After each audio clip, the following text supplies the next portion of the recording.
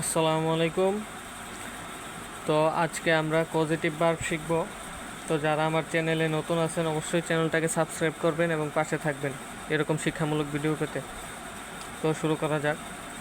Positive verb বলতে যে verb অন্যকে দিয়ে কাজ করানো থাকে তাকেই পজিটিভ ভার্ব বলা হয়।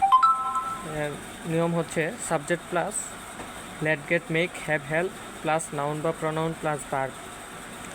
অর্থাৎ সাবজেক্টের পর late gate make have help যে কোনো একটি ভার্ব থাকবে, তারপর একটি নাউন বা প্রনাউন থাকবে, তারপর আবার একটি ভার্ব হবে ওই নাউন বা প্রনাউনের উপর ভিত্তি করে। তো পজিটিভ ভার্ব হতে হলে এদের পর অবশ্যই নাউন বা প্রনাউনটি থাকতে হবে। লেট গেট মেক হ্যাভ হেল্পের পর অবশ্যই নাউন বা প্রনাউনটি থাকতে হবে। তো নর্মালি যদি নাউন বা প্রনাউনটি যদি ডুয়ার হয় তাহলে ভার্বটি B1 হবে।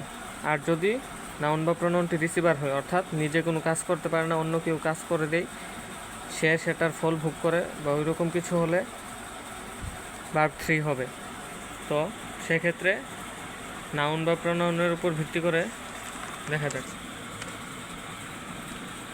সেই নাউন বা প্রনাউনটি যদি ডুয়ার হয় তাহলে লেটের বেলায় B0 হবে এবং রিসিভার হলে লেটের বেলায় V+B3 হবে। গেটের বেলায় ডুয়ার হলে ইনফিনিটিভ এবং রিসিভার হলে B3।